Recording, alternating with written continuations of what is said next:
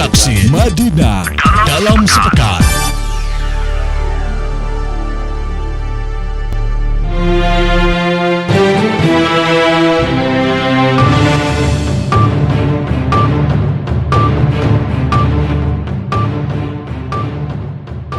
Assalamualaikum warahmatullahi wabarakatuh. Senang rasanya kembali kita berjumpa dengan kami tim redaksi Start News di program Sikap Redaksi dalam sepekan ini. Bak petir di Siang Bolong, Kabupaten Mandailing Natal yang selama ini tampak tenang dan damai, sontak dibuat heboh.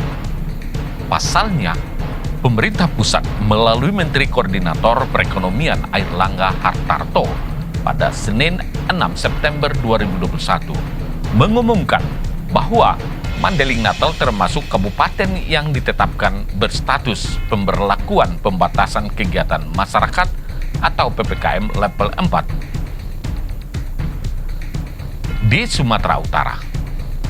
Status PPKM level 4 ini berlaku selama 14 hari, terhitung sejak 7 September hingga 20 September 2021. Tim redaksi Start News menghadirkan sikap redaksi untuk pekan ini dengan judul Sengkarut Data COVID-19 Berbuntut PPKM Darurat.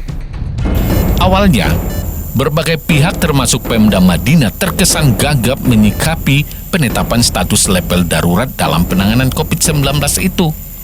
Memang sulit dipercaya.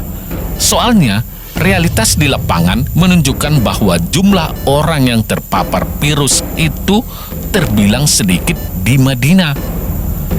Bahkan, ketika status PPKM level 4 disematkan untuk Kabupaten Madinah, jumlah pasien COVID yang dirawat di rumah sakit rujukan Rumah Sakit Umum Daerah Panjabungan justru bisa dihitung dengan jari. Bahkan, Bagas Godang yang dijadikan pusat isolasi pasien COVID-19 saat itu juga dalam keadaan kosong melompong. Wajar saja. Bupati bersama Forkopimda langsung menggelar rapat mendadak. Usut punya usut, rupanya penetapan status PPKM level 4 itu bermula dari silang sengkarut data COVID-19 Madinah yang diinput ke sistem pelaporan yang terkoneksi ke basis data Kementerian Kesehatan. Artinya, data yang dilaporkan tak sejalan dengan realitas. Faktanya, ada sejumlah orang yang dilaporkan telah meninggal akibat terpapar COVID-19, padahal orang yang dimaksud masih sehat walafiat. Tak tanggung-tanggung, orang yang dilaporkan meninggal itu ada yang berasal dari keluarga bupati sendiri. Ada juga pimpinan lembaga pemberantasan narkoba di kabupaten ini dilaporkan meninggal akibat COVID-19, padahal kenyataannya masih sehat walafiat. Temuan fakta di lapangan itu pula yang mendorong pemerintah Mandailing Natal melayangkan surat klarifikasi ke Kementerian Dalam Negeri. Sayangnya, komunikasi vertikal yang bertujuan agar status PPKM level 4 itu ditinjau kembali tak berbuah manis.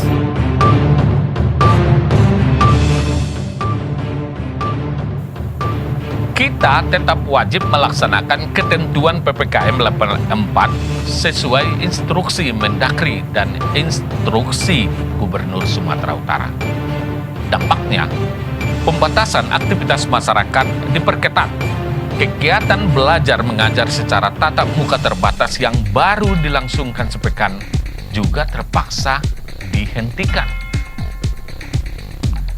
Kita memang tidak perlu larut memikirkan, apalagi berpolemik tentang apa, kenapa, dan siapa penyebab status PPKM level 4 itu ditetapkan untuk Kabupaten Madinah.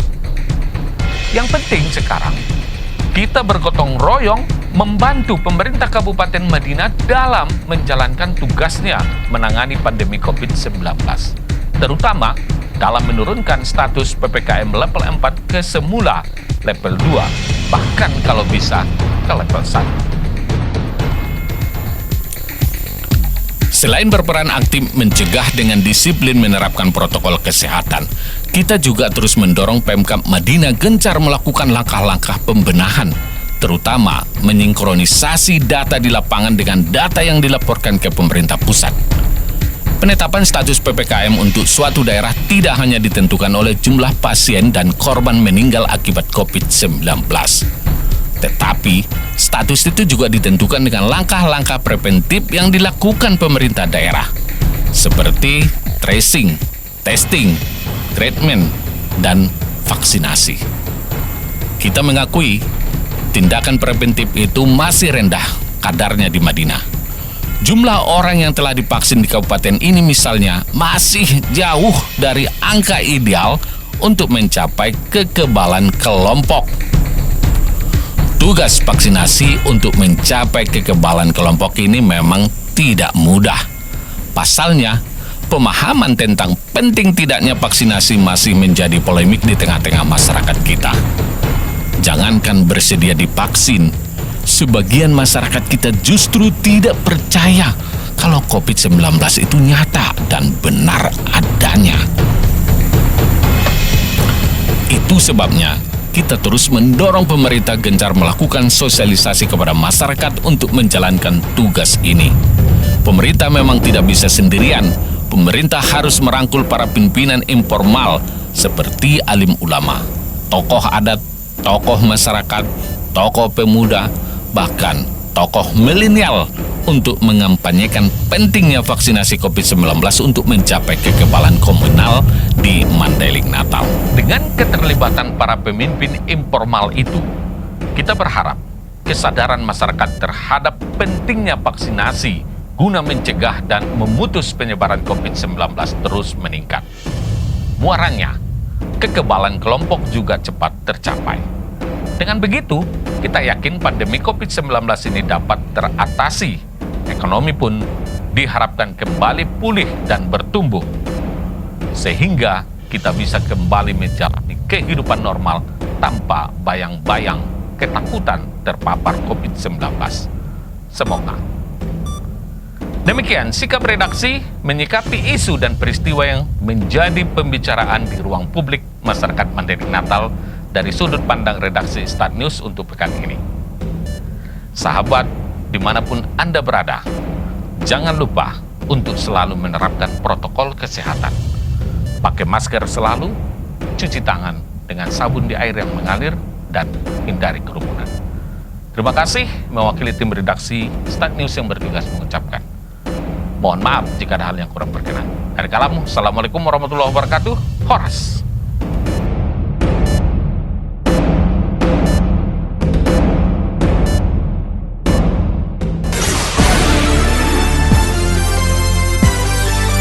Sikap redaksi Madinah dalam sepekan. Tim redaksi Start News, pimpinan redaksi, penanggung jawab Saparudin Ade Siregar.